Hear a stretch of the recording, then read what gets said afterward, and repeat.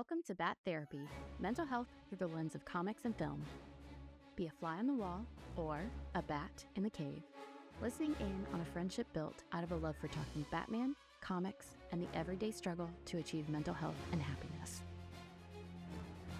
We're your hosts, clinical psychologist Dr. Amelia Brown and educator and comic aficionado Keaton Hopkins. Don't forget to follow us on YouTube and social media and find our Patreon at patreon.com/battherapy. This podcast is about providing education and understanding and is not a replacement for mental health treatment or support. If you're needing help, go to bat-therapy.com for resources. All right, Psychology Spotlight for Wonder Woman. All right. So I was trying to figure out which angle to go with this. I decided to go with the angle of men and women and how we communicate, specifically the fact that sometimes how women are treated when we're having conversations with people is different and in a way that can actually negatively impact women. So I specifically wanted to talk about how, two things. One is interruptions. So how much do we interrupt or talk over people? And then also this term that's become popular in recent years of mansplaining. And so this sense of, essentially this sense of how much do we listen to what women have to say and how much do we see what they have to say as having, something worth being heard. Okay. So yeah, I thought that would be interesting to delve into a little bit, since unfortunately, Wonder Woman does find a number of men that she can get along with, but she comes across plenty of men and women who have no idea what to do with her because she doesn't follow the rules. Oh no. I know, right? So, so one of the things that I was looking into was research that looks at how much do we talk over other people. Mm-hmm. And so what they tend to find is when you're looking at men versus women, and I know that, in terms of gender identity, we've got more fluidity these days, but when it comes to the research, pretty much what we have at this point is men versus women. And so what we tend to see when they look at all the data together, it can vary. So nothing is super black and white in life. I think we all know this, right? So men, there are certain things that might be true a lot of times about men. There are certain things that might be true a lot about women, but then there's tons of overlap. Right. So we have to be mindful that these differences tend to be a lot smaller than we think of them as. It's just that when we think of stereotypes or ways that men or women tend to be, we think of the extreme scenarios. So I just want to throw out there, I'm not talking about huge differences, but they can make a difference. And so what they found is, generally speaking, it does look like men get interrupted less than women. And so men tend to be talked over less, people overlooked less in terms of conversation, communication. But interestingly, they've also seen, there was an experiment that someone did where they had men and women go and they set them up for I'm going to have you talk to someone about this, that, or the other. And then they went to talk to someone, and the person they talked to is actually a collaborator in the experiment. And that person was essentially supposed to talk over them. And what they found was when women are talked over, so when the woman is speaking and the person starts talking so that it's hard for her to keep the conversation going, if it's a man that's doing that, women are more likely to see it as potentially being judged based on their sex, and they tend to shut down. Versus if a woman talks over a woman, there's not really that same response. They don't know where that response comes from. It could be from scenarios where there's condescension or other things happening, and so it's a learned response. That part we don't know. But it's actually really important to keep them. Oh, and this didn't happen to men. For men, It didn't matter if a man or a woman was talking over them. It didn't change how they communicated. And so it's important to keep in mind that just based on at least our culture, where things are at right now, we have to be mindful that if you are a man and you are communicating with a woman and you are talking over her, you could inadvertently be making it harder for her to communicate effectively. Ironically, Wonder Woman, her naivete throughout the movie probably means that this wasn't, you see that not happening for her. So Right. she gets talked over. People, she has men have reactions to her. She keeps talking. She keeps doing things. And I think part of that for her is she actually benefits from the naivete of being raised by women and not having those differences of men and women. And so when she's talked over, she doesn't really have a response to it. But when you have that historical background and maybe a lot of experiences where you have had those gender differences, it really can factor in. So yeah, there's a lot of just really interesting research about it, and it depends kind of what scenarios you're looking at, how likely it is to happen. But uh, unfortunately, there definitely seems to be something to when women say that they get talked over. I was sitting here just listening and taking it in, and Were you given the afraid to say subject anything? matter, right? Given the subject matter, I'm just like, I'm just gonna let her cook. I'm not gonna, I'm not gonna, I'm not gonna You say didn't a fall word. into my trap. Not gonna say a word. Oh no, I will not be your case study. Absolutely not. That's hilarious. No, Well, I and was sitting so there listening to it, but at the yeah. same time, it's one of those things where you it it's very, very sad that like when when it happens, like I really would like to know like why it I guess the why behind it. So I won't even say it's sad Yeah. yet without knowing the why of like is Yeah. there natural like is it because there's like a natural competition between men and women where it's like oh when a man interrupts it's looked at as a different way like where did that A really great inherent question. feeling come from Yeah. because it does make sense that Wonder Woman wouldn't have it. She's been Right. on an island the entire time. But it's also really interesting that when it happens to a man, he doesn't perceive Exactly. Yeah. anything. So it's a really interesting question you bring up, and that's much harder to answer. It's a lot easier to answer, is something happening? It's a lot harder to answer, why is this thing happening that we've noticed is happening? Or why is or isn't something happening? That's a lot more complex to answer. And so a lot of the stuff out there is more theoretical. Um, but I mean, we do see that generally speaking, so in the experiment where they took men and women and we see that women respond to being interrupted differently when it's a man doing it. Okay. This is a sterile environment, as sterile as they can get. They have structured it and they are doing what's called an experiment where they're manipulating pieces to see, okay, is this thing in fact happening? Now, when you look at studies, and so for anyone who's not familiar with it, so experiments, you're manipulating things and you are able to make a more sterile environment. It's it's harder to generalize to real life in some ways, but you can more clearly say, is something happening? Is it not happening? It's a lot. You're essentially ruling out a lot of just the randomness of life.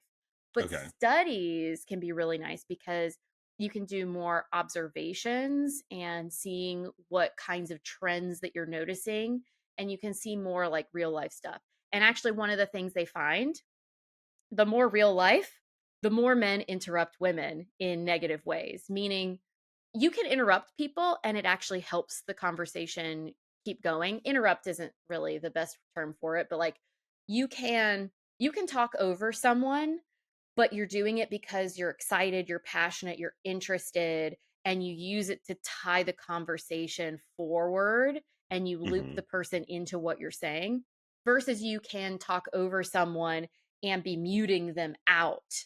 and essentially disregarding what they're saying. And so it's a full shift to yourself being the primary person being who's talking and being listened to.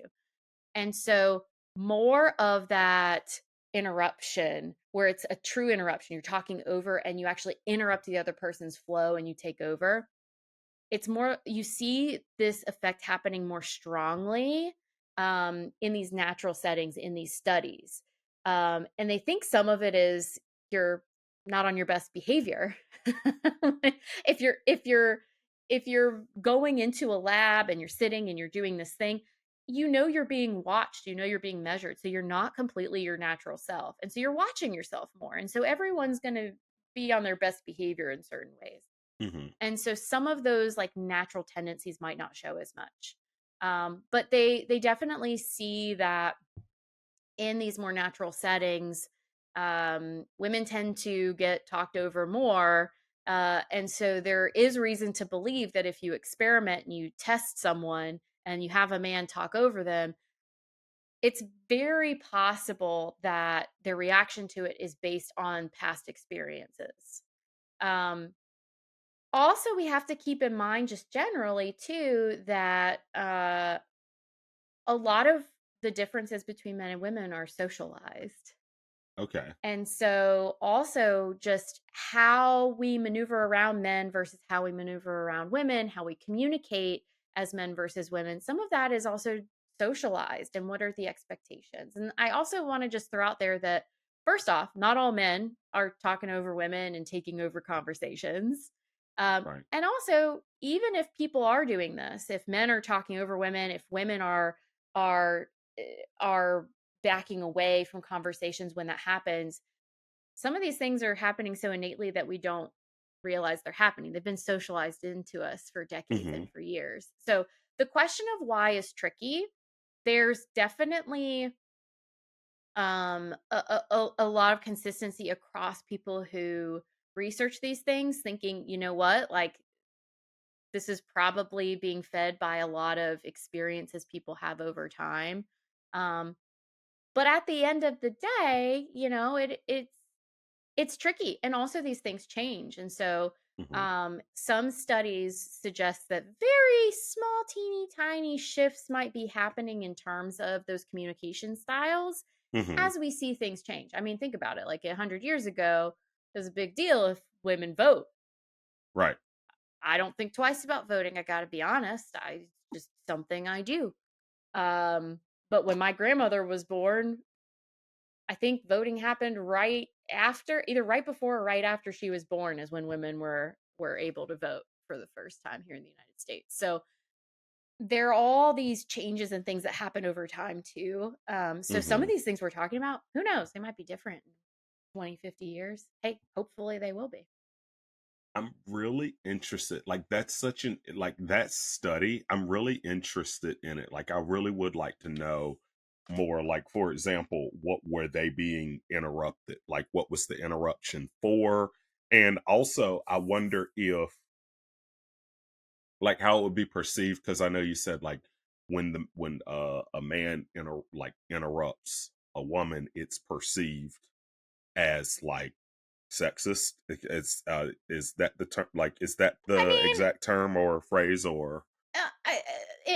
it's deemed as, because, oh, they're seeing me as not having as much value, and part of this has to do with gender. Okay, okay. And the thing is, I wonder if there was another study where there was another man there. Not only did he interrupt the woman, but then he also interrupted the man. If that would Mm. change her perception, So, do you know what I mean? I don't know. However, what they have found is, so a dyad is when you have like two people versus you Hmm. might have a group setting. Right. So with dyads, when there's just two people, you're less likely to see this happen. You're more likely to see these interruptions of women to happen in group settings.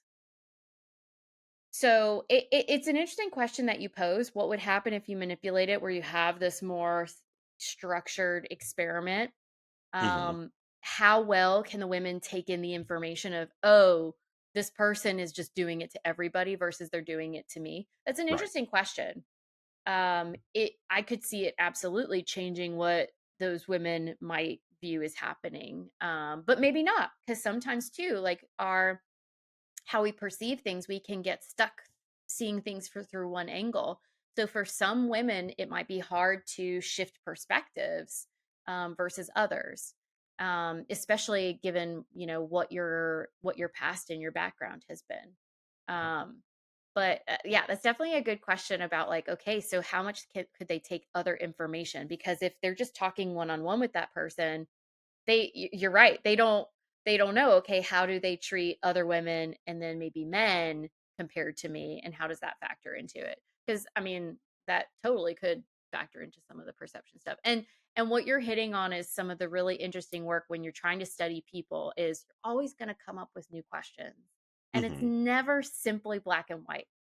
Um, and that's why we try and be really careful in our language about how we describe things. If you ever read an article, especially in the news when they're, saying, "Oh, look at these cool things that we're finding out from psychology or biology or wherever it might be," you want to be careful of something that sounds really definitive, Right. because I mean, science is it gives us data and we learn things, but we're always learning and adapting and adjusting what we've learned in the past. And Right. so there's always some piece of it that's like, oh, but what if you changed this factor? What would that tell us?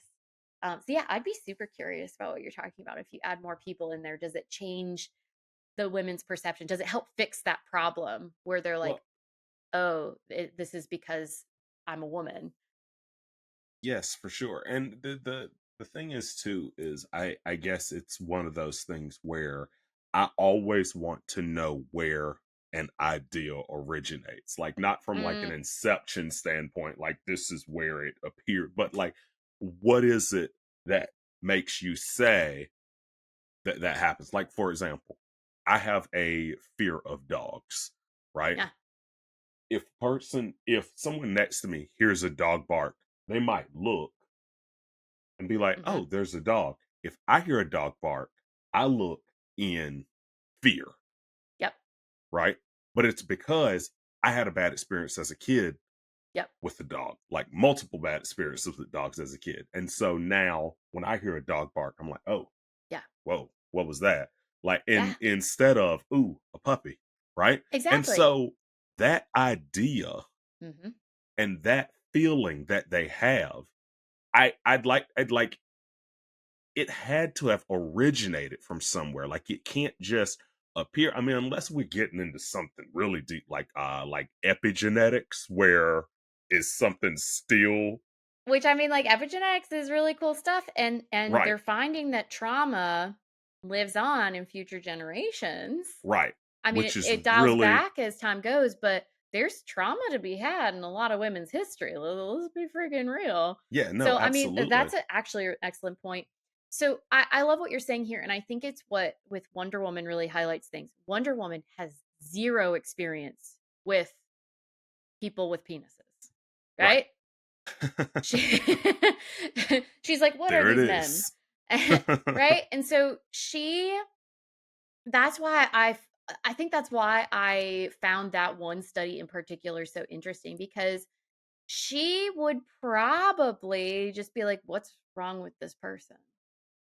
Or although, like, there is some, like, Greek potential here, and there's Hmm. actually more, like, talking over each other in certain cultures. I've talked to some Yeah, folks from, like, Greek backgrounds, so she might not even notice that people were talking over her. right, But she would theoretically, based on just what we know about how past experiences affect how we perceive future experiences, I hmm agree with you that she probably would be far less likely to assume that the man was responding to her based on her being a woman. right, However, she is starting to learn as she goes that wait, there are these moments where people are treating me differently, and oh, wait, they're saying it's because I'm a woman. And so right, she's starting to connect these dots. And at some future point, she'd probably ask herself that question, especially if she's talking about something that she might be knowledgeable about. And it's not computing with the other person. So for example, um when it comes to this talking over, um most women can come up with something similar to Wonder Woman, where it's like, what's your expertise, or what is something that you know, and a man has very confidently talked over you and you realize that they know less. Hmm. And once again, I don't really think this is a male female thing. I think it's has more to do with who has been in charge, Right. and historically recently who has had access to things and is used to being in the role of taking the lead. And so I'm not saying that this is always a malicious thing, or Right. meant to denigrate women in any way. There are, like we've been talking about, there are reasons these things come to be. But Hmm. there's this really well-known example in the LA Times. There was this article that Rebecca Solnit, who's an author, she's authored a lot of different books. She wrote Men Who Explain Things, and she wrote this article that I think would make most women in the United States smile, where she and her friend, who was also a woman, went to a party, and the guy, who's, I think it was at this guy's house, Hmm. well off person, I forget what field they're in. It's not really important to the story. And so he actually was like, "Oh, I'd like to chat with you." And so she's chatting with him, and her friend is with her there, and he knows that she writes books. So um, he was asking her about what she writes, and so she starts telling him about her most recent book, and she mentions the name of someone who the book is like mainly about, and then he then interrupts her and says, "Oh, have you heard about this? There's a very important book that was published recently about this person." And he goes off on this thing, and she's standing there, and she's thinking to herself, "He's talking about my book," and he keeps talking. Her friend had to interrupt 3 times to get him to actually hear her when she said, "Yeah, that's her book. She's the author of the book you're talking about." Wow. I've seen someone's father try and explain how the brain works to them when the daughter they were talking to is a neurologist, someone who specializes in the brain. We have these and once again, I want to emphasize, it's not always man to woman, and it's Right. not always um it's I'm not saying that this is a purposeful thing that people are doing per se. And there are a lot of ways that this might happen that are innocent enough. I mean, I'm Right. hitting on some like larger issues, right? Right. When the author of the book isn't allowed to really talk from her her expertise. Right. That's a pretty big example. So I'm not saying that this is necessarily something innate to men, but just Hmm. given what we know about history and society and culturally how people are raised, it makes sense that there are these certain factors that can come up. And it's helpful to know about them because they can actually get in the way. So if you think about it, not blaming a man for interrupting, not blaming the woman for backing away and sharing less when she is talked over, if we just think about that in the context of what's happening, there's less information being shared. There's less correct information. There's less connection. There's less effective communication happening. And so Yes. the more we understand these things, the more we can try and overcome them so that the men aren't interrupting in such a way that it's getting in the way, and the women can maybe find a way to not inadvertently respond each time as if it's, a man doing it purposefully due to gender, right? Right. So just trying to overcome those hiccups where we can. And every now and then someone's going to explain your book to you, and in those moments you just use mindfulness and try to find a way to grin and bear it. I think I saw something similar happen to Margaret Atwood. She wrote The Mm, Handmaid's Tale, yeah, yeah. and I think she was responding to someone on Twitter about something like that, had a question about what the theme was based off of. And this guy just jumps in and he's just like, "Oh, this is what it's about. Da, da, da, da, da. You're wrong," and da, da, da, all this. And I don't even think she responded to him, but the internet caught it. Like Yeah, yeah. it's her book. Like she wrote Yep, it. But yep. like it's a primary example of like a guy thinking he's the smartest person in the room for no reason at all. And she honestly took the high road. She could have ripped I them a know, new right? one. She could have ripped them a new one, but she didn't. And I think that says a lot, right? Yeah. But Well, and here's the thing too is, hey, you know what? I've actually done this plenty of times. I'll be talking to someone. I'm one of those people who I often, because I get excited about things, I talk over people a bit, but I mhm, always try and link it back to what they're talking about, check in with them, and um I'm always trying to make sure it's a conversational thing, but I don't always get it right. Also, sometimes I'm talking to someone, I'm like, "Oh, let me tell you about this really cool thing." And then they're like, "Oh, yeah, actually." And they're like, "I've lived that myself," or "I have da da da." And they inevitably have more experience with it. yeah, And you know what I do? I'm like, "Oh, well, let me shut up about this. What am I going on? I'm sorry. Like, let me hear from you." And so I think that's what we want, right? And by the way, I'm not always perfect about this. I'm just giving an example of like, ideally, hopefully we can get somewhere where it's like, hey, sometimes you're going to step on someone. There are going to yeah, be some people who are more confident in speaking up. You can even talk culturally about things outside of gender.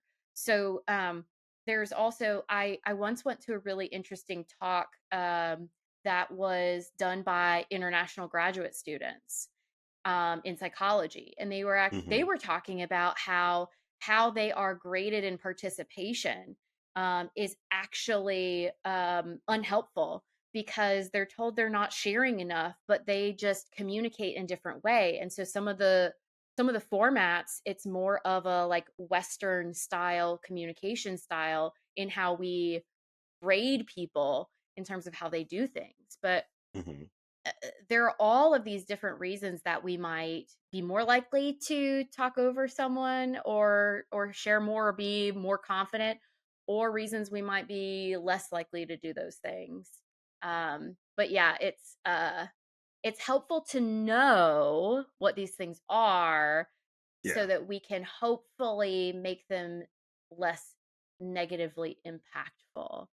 yeah, So, I'm not saying men don't talk, but, paying attention to how much we're talking versus other people in the room, right. or trying to encourage people to share if it seems like they've backed away from the conversation, Mhm, just in case we've inadvertently done something where they might have read it in a certain way. right. Or, if someone if someone else might know more than us, learning how to sit back and close our mouths. And admittedly, I'm not always good at that. I like talking through things. And so Yeah, sometimes you put your foot in your mouth, but when you do, admit you put your foot in your mouth, step back and listen to what they have to say.